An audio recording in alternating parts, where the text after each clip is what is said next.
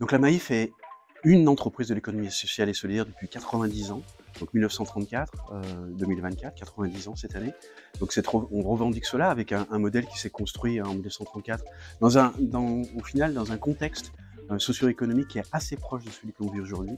Je fais ce parallèle-là, même si je pourrais être repris par beaucoup de professeurs d'histoire qui sont aussi assurés Maïf, mais malgré tout, donc une volonté de se construire contre un modèle capitaliste, déjà à l'époque.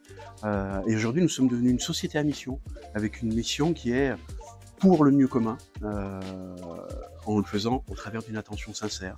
Donc c'est bien ça, la marque de fabrique de la Maïf. Et on revendique, bien évidemment, cette appartenance à l'économie sociale et solidaire, cette présence sur les territoires, cette partage de la valeur. Je ne vais pas parler de lucrativité limitée quand on est un assureur, on est vraiment plutôt sur une vision plus large, plus globale. Partage de la valeur, partage de la richesse, ça dépend comment on peut l'appeler.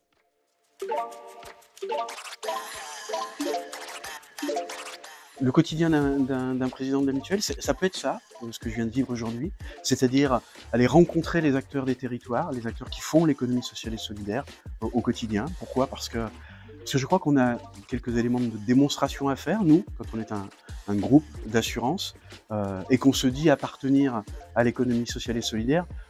On a quelques tangibles, des démonstrations à faire. On a une économie sociale et solidaire qui a au final la dualité de sa richesse quelque part, qui est constituée d'acteurs qui ont choisi des modalités très très différentes pour s'engager au final, pour entreprendre.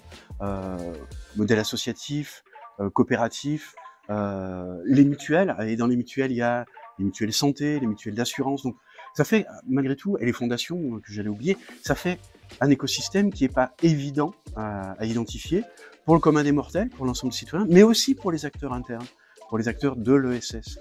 Donc quand on vient sur ce genre de journée, c'est aussi pour rééclairer le jeu, pour réexpliquer qui nous sommes, comment on travaille dans cet écosystème de l'ESS.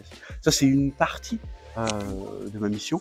J'étais en conseil d'administration ne serait-ce qu'hier, donc ça c'est une dimension de gouvernance, de pilotage d'un groupe. Aujourd'hui, le groupe Maïf, c'est 5 milliards de chiffre d'affaires, c'est 25 milliards de gestion d'actifs, c'est 4 millions de sociétaires. J'aurais dû commencer par cela, parce que la mutuelle, c'est avant tout une entreprise humaine. Elle est propriété de ces 4 millions de sociétaires, donc c'est bien ça la réaffirmation d'une entreprise de l'économie sociale et solidaire.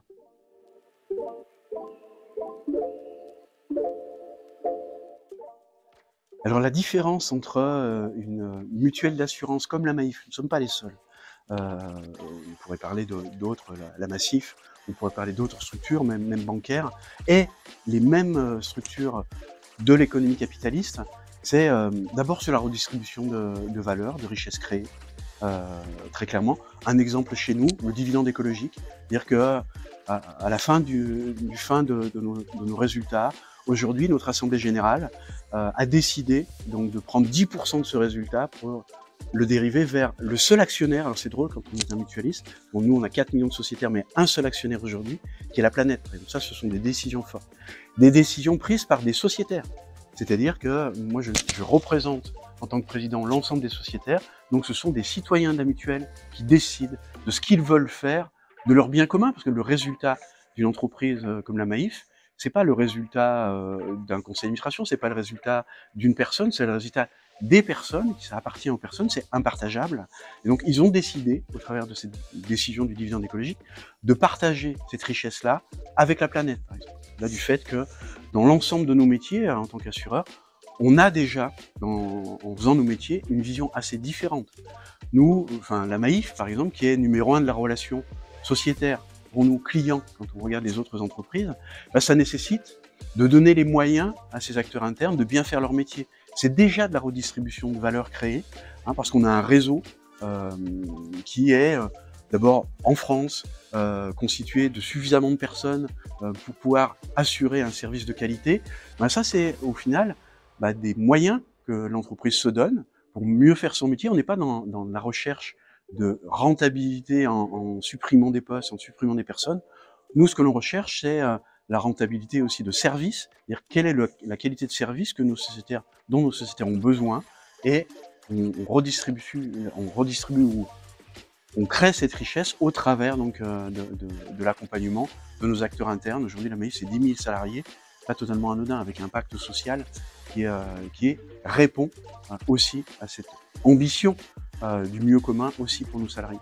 Ce qu'on appelle, il y a une symétrie des attentions. Alors ça fait un peu aussi cabinet de conseil, mais c'est aussi comme ça qu'on l'appelle. C'est-à-dire que pour bien traiter nos sociétaires, il faut qu'on traite très bien nos salariés aussi. Donc c'est ça qu'on met en place. Donc ça amène à une façon de faire assez différente des autres acteurs capitalistes qui, eux, vont chercher de la rentabilité in fine et pour pouvoir servir des dividendes. Nous, les dividendes, on a choisi de les délivrer à la planète et pas à des actionnaires.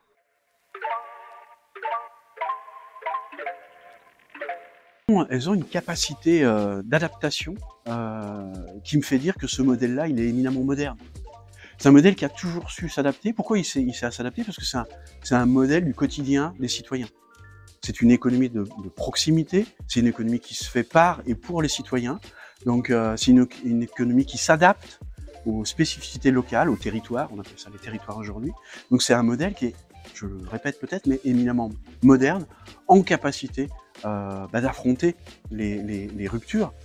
Alors nous, quand on est d'économie sociale et solidaire, on n'identifie pas, on traduit les ruptures en transition. Il est hors de question, parce que dans une rupture, on va laisser des personnes au bord de la route, très clairement.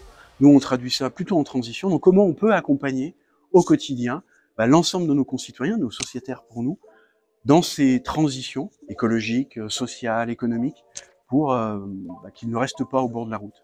Et ça c'est un vrai plus, c'est ce que peut apporter l'économie sociale et solidaire, en particulier par cette proximité avec l'ensemble de ces sociétaires ou des citoyens que l'on adresse.